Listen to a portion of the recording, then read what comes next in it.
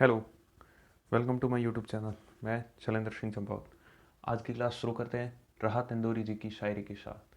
तूफानों से आंख मिलाओ, सैलाबों पर वार करो, मल्लाहों का चक्कर छोड़ो, तैर के दरिया पार करो। इसी हौसले और जुनून जज्बे के साथ आज का सेशन छोटा सा है पर स्टार्ट करते हैं और भील जनजाति के बारे में जानते हैं। हमारा ये दूसरा वीडियो, पहला हमने मीणा जनजाति के बारे में देखा था। ये पूरी श्रृंखला है राजस्थान की जनजातियों, लगभग 8-9 जनजातियों के बारे में पढ़ेंगे और उनसे बाहर एक भी जनजातियों से रिलेटेड फैक्ट नहीं जा पाएगा। आपके एग्जाम CET हो, राजस्थान पुलिस हो या रीट हो या कोई भी एग्ज़ाम हो राजस्थान लेवल का, उससे इससे बाहर एक भी क्वेश्चन नहीं जाएगा।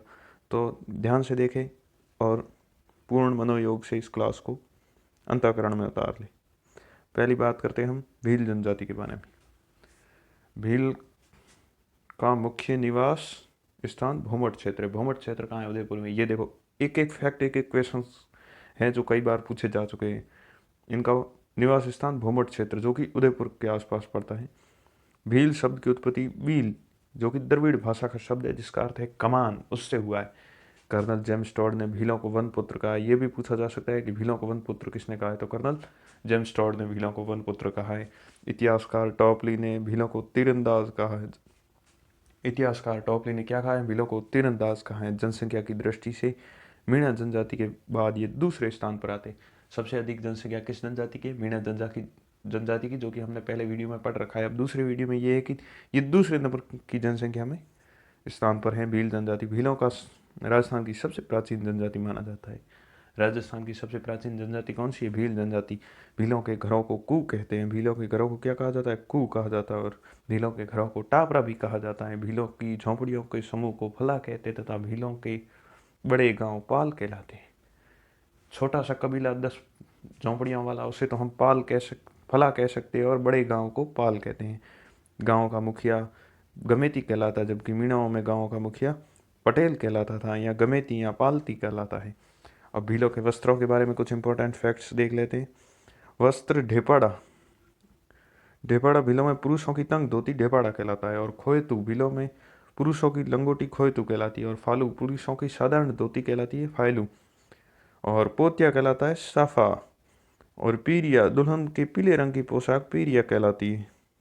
और लाल रंग की साड़ी सिंदूरी कहलाती है। फिर बात करते हैं कच्छाबू, जो कि लाल रंग का घाघरा होता है। तो अब भीलों के मेलों के बारे में बात करते हैं। साथियों, भील कौन कौन से भील जनजाति के महत्वपूर्ण मेले हैं? भील जनजाति के मेलों में सबसे पहला बेणेश्वर मेला, जो कि डूंगरपुर में माघ पूर्णिमा को भरता है। ये कई बार पूछा जाता है बेणेश्वर धाम कहाँ स्थित है और इसका मेला कब भरता है, तो याद रखना साथियों, डूंगरपुर माघ पूर्णिमा को भरता है। घोटिया अम्बा मेला, जो कि बांसवाड़ा में चैत्र अमावस्या को भरता है। यह मेला भीलों का कुंभ कहलाता है। भीलों का कुंभ किसे मेल कहते हैं? घोटिया अम्बा मेला बांसवाड़ा में स्थित है, जो कि चैत्र अमावस्या को मेला भरता है, उसे भीलों का कुंभ कहते हैं। यह मेला भीलों का गोत्र अटक कहलाता है। भीलों का गोत्र क्या कहलाता है? अटक कहलाता है। और भील बाहुल्य क्षेत्र भूमट कहलाता है, जो कि उदयपुर में स्थित है। भील बाहुल्य क्षेत्र क्या कहलाता है? भूमट कहलाता है। संख्या की दृष्टि से सर्वाधिक भील बांसवाड़ा जिले में निवास करते हैं। जनसंख्या की दृष्टि से सर्वाधिक भील किस जिले में निवास करते हैं? बांसवाड़ा में निवास करते हैं। तथा भीलों में प्रचलित मृत्यु भोज की प्रथा क्या कहलाती है? काटा कहलाती है। भीलों में उपस्थित मृत्यु भोज की प्रथा केसरिया नाथ जी, आदिनाथ जी या ऋषभ देव जी या काला जी के पर चढ़ी हुई केसर का पानी पीकर भील कभी झूठ नहीं बोलते। ये कसम खाते हैं केसरिया नाथ जी, आदिनाथ जी की, जो उन पर लगी हुई केसर होती है उनका पानी घोल कर अगर ये पी ले तो ये कभी झूठ नहीं बोलते हैं। तो भीलों के लोकगीतों के बारे में बात करें हम, अब बात करते हैं भील जनजाति के लोकगीतों में। लोकगीतों में दो गीत ही इंपॉर्टेंट है, ज़्यादा पूछे गए हैं। सुवटिया, सुवटिया भील स्त्री द्वारा गाया जाता है। और हमसीडो, भील स्त्री और पुरुष मिलकर युगल गीत है ये हमसीडो। ये भी कई बार एग्जाम्स में पूछा जा चुका है। अब बात करते हैं भीलों में विवाह की प्रथाएं कौन कौन सी है। भीलों में 5 प्रकार के विवाह पाए जाते हैं। पहला विवाह है हरण विवाह, मतलब किसी लड़की को भगा कर लेके आने वाला विवाह।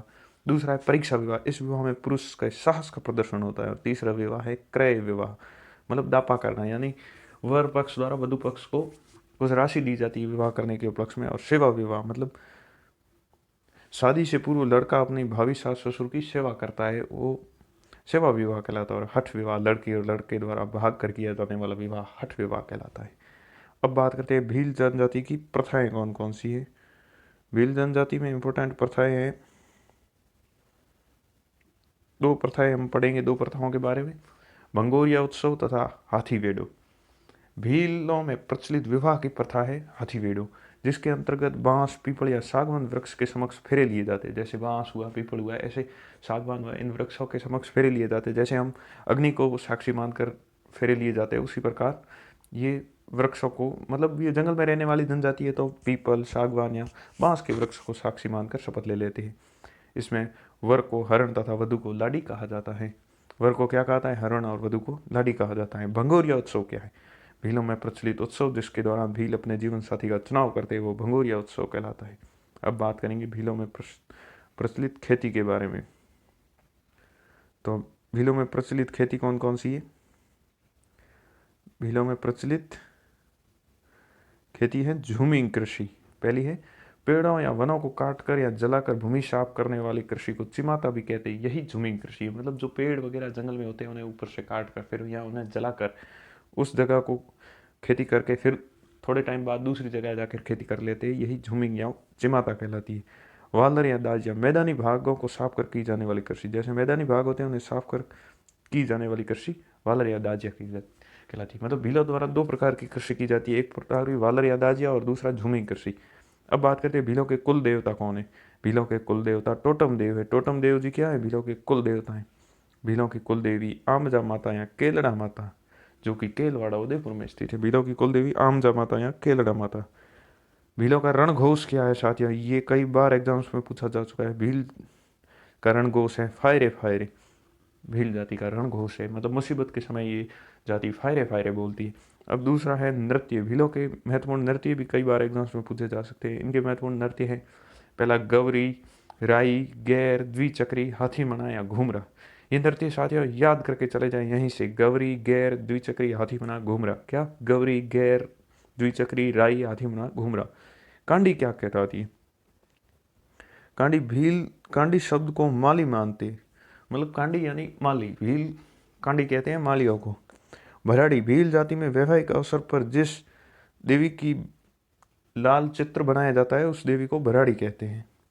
तो साथियों भील जनजाति के बारे में जानकारी कैसी लगी कमेंट करके ज़रूर बताएं, तथा इस वीडियो को लाइक करें। अगले पार्ट में हम पढ़ेंगे ग्रास्य जनजाति के बारे में, और चैनल को सब्सक्राइब करें। राजस्थान कल्चर, जीके से रिलेटेड ऐसे ही वीडियो इस चैनल पर आते रहेंगे।